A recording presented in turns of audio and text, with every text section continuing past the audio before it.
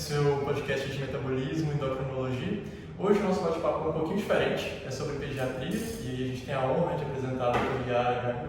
Yara, obrigado pela presença. Obrigada a vocês pelo convite. Uma grande honra, um tema, pelo menos para mim, muito difícil, que a gente não tem muito contato. A gente vai falar um pouquinho sobre distúrbios metabólicos na criança, tanto a obesidade quanto a desnutrição. Apresentar aí a doutora Yara. A doutora é médica pelo Instituto Metropolitano de Ensino Superior, ela é pediatra pelo Hospital Márcio Cunha, tem título pela Sociedade, pós-graduada em Inovação, Gestão e Práticas Docentes pela FASA em Itabuna e pós-graduada em FEC pelo IPMED. E, o mais importante, a nossa professora na Faculdade de Ciências Médicas. Yara, muito obrigado pela presença, a gente sabe que é muito difícil ter um tempinho assim para tirar da agenda e vir conversar com a gente. Para começar, pelo menos para mim, e imagino que para a Tayane também, esse tema ele seja muito distante da nossa prática de realidade. Não tanto a obesidade, porque a gente convive muito com isso, mas principalmente a questão da desnutrição. E antes da gente falar de fato sobre fisiopatologia, etc., eu queria começar um pouquinho falando sobre os aspectos nutricionais. Principalmente quando a gente bate o olho nessas crianças e a gente vê crianças que claramente são desnutridas, né, com um consumo metabólico importante, mas eu também estou vendo criança com uma circunferência abdominal maior. E assim, eu não falaria que esse tipo de criança é uma criança desnutrida, se não fosse estudante. Imagino que a maioria das pessoas que são leigas também não. O que é isso? Marasmo, kwashiorkor? Essas crianças com a circunferência abdominal aumentada, elas são desnutridas de fato? São desnutridas. O marasmo e o kwashiorkor são duas variáveis, né, da desnutrição. Quando a gente olha para uma criança marasmática, que é essa criança mais magrinha, essa que ninguém tem dúvida de que é desnutrida, em que a gente vê as costelinhas, circunferência braquial mais reduzida, né? Bochechinha encovada, olhinho mais fundo, essa criança ninguém tem dúvida. Essa criança, ela acaba adquirindo uma facezinha mais senil, tá vendo? A gente olha para ele parece um velhinho, um idosinho. Aquela última criança ali também, olha como é que chama a atenção, tá vendo? Vai ter um comprometimento sem dúvida enorme da cognição, né? do desenvolvimento no geral. Mas a criança kwashiorkor, que é essa criança mais cheinha, né? Com circunferência abdominal maior, bochechinha mais gordinha, que nem passa esse aspecto tanto de criança desnutrida, é uma criança extremamente desnutrida e por vezes ela consegue ficar mais grave do que a criança marasmática. Essa criancinha kwashiorkor, ela vai ter uma circunferência abdominal maior, as custas de edema. O corpinho dessa criança, ele acaba, ela tem um estresse oxidativo tão grande que as células dela, né, do endotélio vascular, ele acaba extravasando o líquido para o terceiro espaço. E aí a criança assume esse aspecto mais edemaciado do rostinho, do abdômen, né, esse abdômen mais globoso. Mas se a gente for ver, olha as perninhas como são fininhas, né? O bracinho continua tendo uma circunferência mais fininha, lógico que nem tanto quanto comparado ao paciente marasmático, mas são dois espectros variados, né, de apresentação clínica, mas de crianças tão graves quanto assim, uma outra. E aí, quando a gente vai olhar para os aspectos clínicos e da fisiopatologia também, tanto no marasmo quanto no kwashiorkor, o que a gente percebe de diferença assim, entre eles, que você acha que é mais marcante, mais específico? Então, no kwashiorkor, né, até comecei a citar, a gente tem esse edema pelo extravasamento vascular, né, de líquido pelo endotélio vascular para o terceiro espaço. E aí isso faz com que essa criança fique mais edemaciada. No paciente marasmático, a gente já tem diferente. É um paciente que está com esse IMC muito baixinho, então um IMC abaixo da curva de Scorsese -3 e essa circunferência braquial mais fininha. Uma coisa que eu achei interessante quando eu estava estudando para isso é até sobre a história de como que o kwashiorkor foi descoberto. Eu acho que explica muito bem a fisiopatologia. Você conhece a história? Não. Foi assim, o marasmo, desde que o mundo é mundo, a gente vê uma criança consumida assim e fala que ela está desnutrida, né? E a gente tem muito mais prática na clínica médica do que na pediatria. A gente não tem dúvida de que, por exemplo, um idosinho que tem as suas células aparecendo, a circunferência abdominal reduzida, está consumido metabolicamente. Agora, por muito tempo a gente via essa criança kwashiorkor e falava, essa criança está normal, né? É uma criança com uma barriguinha aumentada e está desnutrida. E nos anos 30, tem uma pesquisadora pediatra chamada Cilly Williams, ela foi para a África e aí ela descobriu que existia essa doença do kwashiorkor, que era uma doença que o primogênito tinha quando o irmão mais velho nascia, o irmão mais novo nascia. Ele estava acostumado a amamentar com leite materno, crescia, a gente sabe que no primeiro ano de vida a criança triplica o peso, né? Então ela tem essa demanda muito grande, mas ela recebia esse leite. E aí quando o irmãozinho mais novo nascia, ele começava a comer pasta de farinha e ele perdia completamente os nutrientes. E aí se descobriu então que esse edema vinha mais da alimentação. É claro que depois descobriram que não é só alimentação, né? Mas eu acho que isso explica muito a questão da hipoglucemia que você falou. Mas assim, é só a hipoglucemia mesmo que causa isso? Não, é muito multifatorial, né? Não é só hipoglucemia, não. Inclusive, a criança fica com essa hipoglucemia justamente porque tem o extravasamento vascular do líquido e da albumina, terceiro espaço, mas não é só isso, é multifatorial. O fato de ter alimentação errônea, né? Então tem uma série de fatores. Mas olha só como é que é triste, né? Você vê lá na África, por exemplo, igual nessa época aí dos anos 30, as informações elas vão sendo aprimoradas a longo prazo, né? E aí hoje a gente já sabe, uma mãe não precisa parar de amamentar o filho mais velho porque chegou no filho mais novinho e vai mamar também, né? Ela dá conta de produzir para aqueles dois. A situação mais triste lá nesse contexto, com certeza, é que aquela mulher tão desnutrida, tão consumida, você olha para ela também marasmática muitas vezes, e dava conta de amamentar, né? Ela tinha um peito e o menino não morria porque ele tinha aquele peito ali para poder mamar. E até hoje a gente tem isso aqui de atendimento mesmo no ambulatório, assim, numa cidade que a maioria das pessoas tem essa informação. Meu filho nasceu, aí o outro começou a comer papinha, já introduziu alimentação e parou porque tem esse conceito de o meu peito só dá para um. Não, exatamente. Aí eu tô gestante. Quantas vezes eu tenho ouvido, o Matheus não pode mamar o gosto do Daniel, não, tá tirando o gosto dele. Na última semana eu ouvi umas 3 vezes. E às vezes é completamente fora do tempo de desmame também, né? Tipo assim, o Daniel chegou ainda na idade perfeita. Exatamente. Verdade. E no caso, assim, a gente acaba, não na nossa realidade, mas se a gente estivesse num lugar que fosse com esse tipo de nutrição, então eu estou atendendo esse tipo de criança no pronto atendimento. Uma coisa básica que a gente aprende na faculdade, pelo menos na clínica, é que você está com hipoglucemia, se está com extravasamento, a gente é mãe colóide. A gente faz isso nessa criança também? Então, Guilherme, esse tratamento ele tem que ser muito cauteloso. A gente tem que ter zelo demais para tratar. Pensa só, uma criança extremamente consumida, uma criança que está acostumada, apesar de todo o sofrimento metabólico, ele está acostumado com esse sofrimento metabólico. Você não pode simplesmente entrar numa onda de vou nutrir e a qualquer custo, e não é por aí. Ele não dá conta, ele não suporta. Então a gente tem que dividir esse tratamento em algumas fases.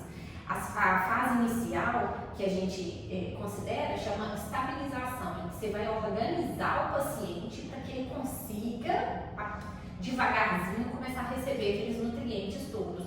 Depois que passou essa fase, então a gente trata hipoglicemia, esse paciente está extremamente consumido, não tem contato com o alimento adequado da maneira que deveria. A gente vai prevenir a hipotermia, ele não tem tecido adiposo ali que mantenha a temperatura no corpinho dele. A gente precisa prevenir a desidratação, o choque. Então, assim, é um paciente muito grave. Quanto maior, no caso do kwashiorkor, por exemplo, quanto maior o edema dele, mais grave ele é. Em alguns desses pacientes, ele precisa tratar internado nas primeiras semanas ali. Na verdade, grande parte desses pacientes vai ter que ficar internado aquele início, né? Aí, devagar, a gente vai organizar essa terapia nutricional para esse menininho.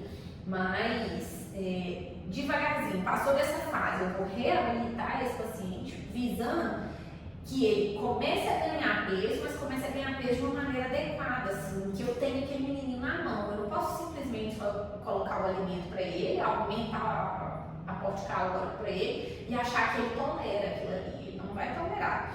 Devagarzinho a gente prepara esse menino para alta e para conseguir se alimentar em casa. E muitas vezes na pediatria, o que a gente tem visto, a depender do lugar que a gente está, tem que ter um critério muito grande até para você liberar para casa. Ele chegou nesse ponto. Daqui para frente você tratou, você diminuiu aquele. Você voltou ele às vezes para um estado nutricional mesmo que mais simples, ali, mais básico, e aí, daqui para frente, você simplesmente dá alta. Então Então, assim, o pediatra, a gente enxerga isso demais, sabe? Assim, tá bom, daqui pra frente, o que ele vai ter? Hoje eu nutri, e em casa, ele vai se alimentar do quê? Então, ele vai precisar de um alimento específico, ele vai precisar de auxílio, ele precisa de ajuda, ele precisa de vaquinha para comprar alimento, como é que é? Então, a gente se vê em várias situações, assim, mobilizando mesmo para poder auxiliar. É muito triste, gente, ver uma criança assim. Às vezes até a inscrição dos pais também em relação a isso. E aí, quando a gente fala dessas crianças assim, hoje em dia também, se a gente for ver o uso de fórmulas lácteas hoje em dia inadequado e tal, você acha que pode favorecer o desenvolvimento também do... Com certeza, tá? O que eu percebo, assim, ó, eu trabalhei um tempo na rede pública e isso foi um momento de extremo aprendizado para mim, assim, sabe? Nesse período de rede pública, eu enxerguei algumas situações de vulnerabilidade em alguns locais em que eu pude atender e que os pacientes, como é que você orienta um bom hábito alimentar se a família não tem condição do básico?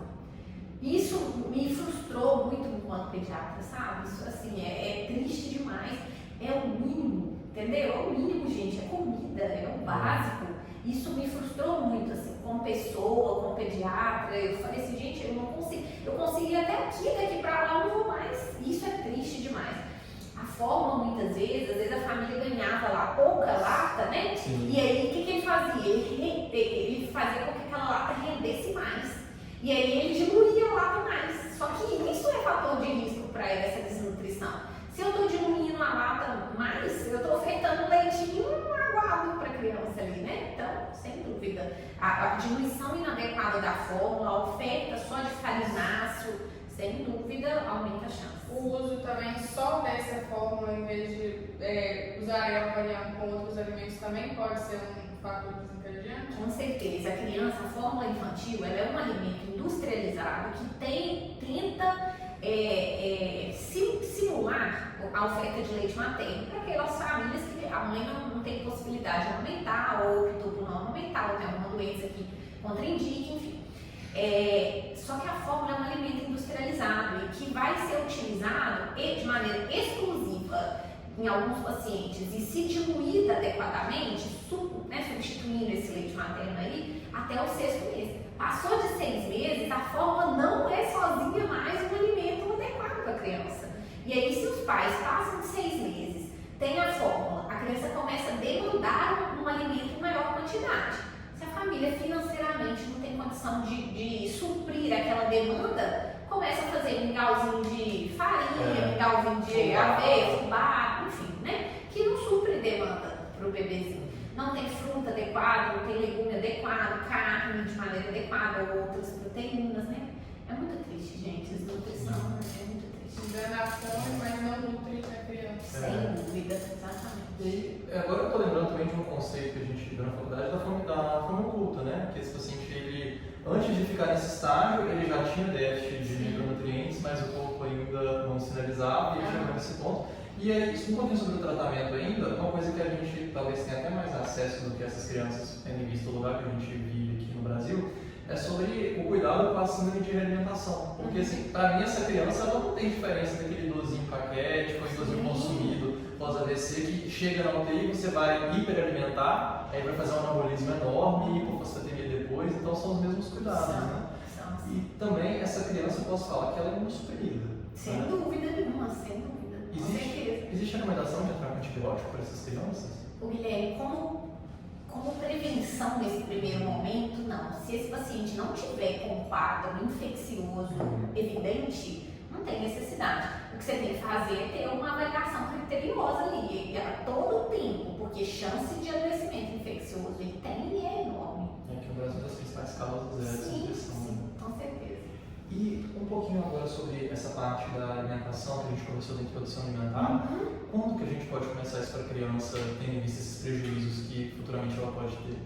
Então, olha só, para introduzir a alimentação, esse tema assim, é fantástico e o pediatra ele tem que dominar muito bem, vocês enquanto estudantes tem que estar com isso na ponta da língua. A introdução alimentar ela deve ser iniciada apenas depois de 6 meses, desde que a criança tenha sinais de prontidão para que ela consiga se alimentar adequadamente. E o que são sinais de prontidão? São sinais de que a criança tolerará o alimento pela boquinha. Então ele tem que ter sustento mínimo de cabeça e tronco. Cabeça a gente sabe que é lá com 3 mesinhos. Mas e o tronco? E esse sustento para sentar mais ereto e dominar aquilo ali direitinho, para diminuir chance de engasgo?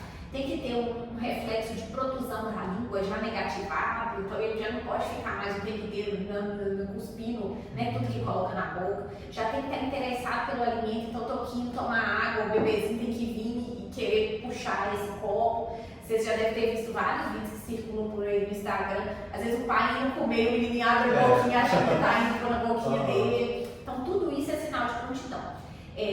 Um detalhe que eu friso muito, eu não oriento introdução alimentar antes da consulta de 6 meses.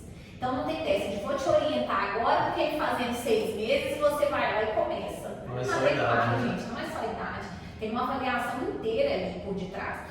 A gente tem que entender que o intestino da criança ele é extremamente imaturo abaixo dos 6 meses. E aí, assim, se eu oriento e a família não tem aquela expertise para fazer diagnóstico se a criança está ok ou não para alimentar, ele tem uma chance de introduzir a alimentação no momento inoportuno. E aí, daí para frente, eu aumento a chance de alergia, de intolerância alimentar, de engasgo, né? Então, assim, de oferta inadequada de alimentos. Se é uma criança muito imatura para se alimentar, o que os pais vão fazer? Vão tender a peneirar, vão tender a liquidificar o alimento, porque a criança não dá conta. E isso aí é um erro alimentar que a gente via muito na época, né? Assim, antigamente. Muitas vezes a gente escuta de pais mais senhores, né? Que às vezes hoje estão com um bebezinho pequenininho, mas que tem 60 anos, 65 anos, eles contam isso. E os nossos pais contam disso também, de uma oferta de alimento a partir de 3, 4 meses ali, às vezes até mais cedo do que isso, que naquela época tinha algumas é como se esse dito popular, esse saber popular acabasse chegando até eles e os convencendo de maneira, não que não tivesse informação, tinha pediatra, tinha né, assim, boas avaliações, mas essa cultura popular às vezes chegava mais.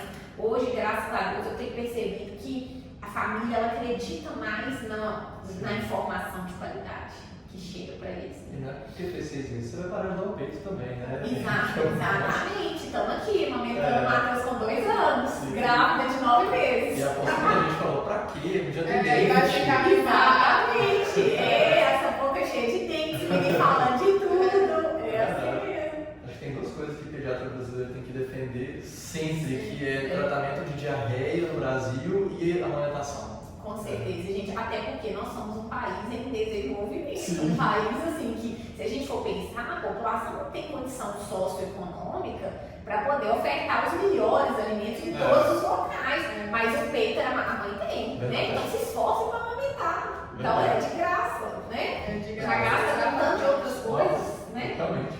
Não é fácil não. Quer fazer a outra próxima pergunta?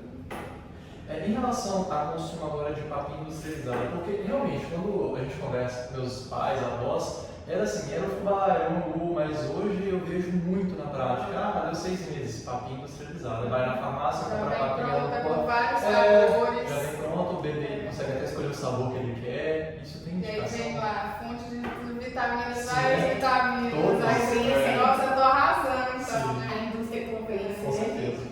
Então, indicação para oferta não tem. A criança precisa, aos 6 meses, lá, ou a partir do momento de introdução alimentar, ter contato com alimentos de verdade. E aí, isso são alimentos da natureza mesmo. Então, eu estou ali avaliando, estou ali ofertando uma banana. Eu vou dar a banana de verdade, a maçã é a maçã de verdade. Não tem indicação nenhuma de comprar uma papinha lá que foi amassada, que alguém colocou ela ali num recipiente. Não. Primeiro, ali nós temos um alimento industrializado. Qual que é a exceção de alimento industrializado para criança pequena? Apenas fórmula infantil. Os últimos consensos têm delimitado até esse consumo de alimento industrializado só acima dos 2 anos. Tanto que recente, eu não sei se vocês viram essa informação, com certeza vocês estão com isso na fundada. Mas a gente não tem mais a indicação de oferta de fórmula a partir de 1 aninho. Agora o leite de vaca mesmo. Então, por quê? Porque é menos industrializado do que a fórmula infantil. Entendeu? Então, o ideal é que a gente reduza o consumo de alimento industrializado e que oferte alimento de verdade.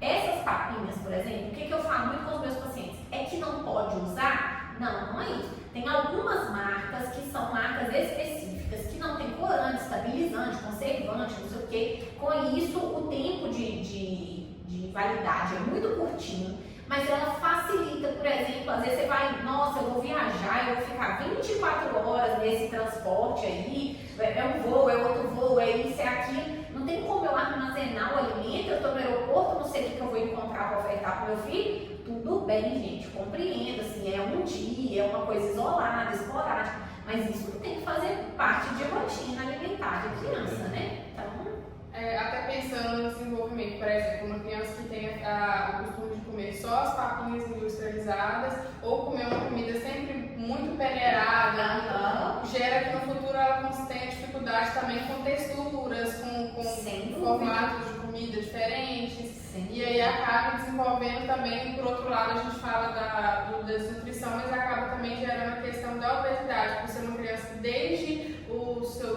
sua infância menor está acostumada com comida industrializada e acaba criando um paladar mais voltado para aquilo, né? Com certeza. Isso é uma coisa muito comum. E falando agora que você puxou o assunto da obesidade, é bem interessante quando a gente avalia que assim, ok, desnutrição é um problema muito grave, mas não tanto quanto era antigamente. Agora a obesidade, não, assim, a gente nunca ficou, acho que mais do que uma semana sem ver pelo menos uma criança com sobrepeso quando faz atendimento de ambulatório. E aí a gente trouxe esse gráfico em relação à quantidade de população pediátrica em porcentagem pelo estado. E assim, pelo menos para mim é uma coisa meio contra-intuitiva a gente pensar que Paraná, São Paulo, Rio Grande do Sul, que são estados desenvolvidos, têm os maiores, Rondônia está ali como exceção, mas tem os maiores índices de obesidade, os estados que têm mais acesso à informação. E aí, quando a gente compara no próximo slide com esse artigo, com um artigo americano, a gente percebe que nos países desenvolvidos as crianças são mais obesas nos estados mais pobres, e aqui na América Latina, quanto mais rico o estado, mais obesa a criança é. Isso é muito contra-intuitivo, assim, é uma coisa muito diferente. Agora, isso é uma coisa até cultural nossa, pensar assim, essa criança é uma criança mais gordinha, então é uma criança fortinha ou uma criança saudável. Isso é um problema, né? Então, demais. Muitas vezes chega um tantão de família falando, nossa, mas ele tá tão magrinho, não, ele precisa comer mais. Gente, na infância, vocês nunca ouviram disso, não? Porque aqui, nosso pai eterno, na minha infância, o que eu ouvia de você tem que passar um fim de semana na minha casa, você vai voltar gordinha na sua casa, não tem comida. Como se a criança magrinha não fosse a criança bem nutrida, né? Saudável. E não é por aí, gente. Eu acredito muito na informação. Então, assim, eu gasto saliva mesmo, explico mesmo, e quanto menos receita aquele paciente leva para casa, mais feliz eu fiquei de que ele teve informação, sabe? Ele senta ali na minha frente e eu estou fazendo uma avaliação dele completa, integral, e explicando aquilo ali para a família. Eu faço questão sempre de entender o que esse paciente traz de demanda, o que aquela família tem de demanda, e como que eu vou poder abordar e atuar e fazer com que aquele paciente tenha uma melhora assim, geral da saúde, né, dessa condição toda. Então a informação é muito importante. Na hora que a família chega e tem um questionamento desse, nossa, mas ele tem que ser fortinho, não sei o quê. Não é. A criança tá bonitinha. Sim, e assim, o que é muito triste que a gente enxerga, e eu tenho falado muito isso com os alunos, segunda-feira mesmo a gente estava atendendo e nós atendemos 2 crianças obesas que visualmente não eram obesas. Os meninos ficaram assim, como assim obeso? Exatamente. Então assim, quando a gente coloca, e aí entra um pouquinho de diferença do adulto, né? Porque na criança a gente não classifica como obeso grau 1, 2 e 3, né? Então você faz o IMC, joga aquela criança no gráficozinho de IMC, e aí a partir do score Z que aquela criança tiver, abaixo de 5 aninhos, por exemplo, eu só chamo ela no máximo de obesa. Acima de 5 aninhos e até os 19, eu chamo ela de obeso grave, se ela estiver naquele patamar de score Z mais 3. Mas assim, é extremamente importante que a gente coloque isso na cabeça da família, sabe? E entra até num outro detalhe também. Muitas vezes as pessoas até perguntam assim, mas isso não estigmatiza, né? Falar que o paciente é obeso, muitas vezes os meninos mesmo ficam sem graça na hora que a gente vai pontuar. Vocês já devem ter passado por situações semelhantes, assim, em que o professor está falando sobre uma criança obesa, e aí você fica, poxa vida, que dó, a criança está ouvindo isso. Gente, a informação ela liberta. Se eu entrego para a família aquela informação de que hoje eu tenho uma criança de 3 anos e meio, 4 anos, que está obesa, isso é grave, isso é muito grave. E isso vai ficar mais grave ainda se isso for negligenciado nessa fase. Não tem que virar para a mãe e falar que a criança é sobrepeso se ela é obesa numa fase precoce da vida. Isso não é grosseria, isso é realidade. Eu não preciso falar eu não preciso ser enfática assim, ou grosseira na maneira como eu verbalizo isso para a família.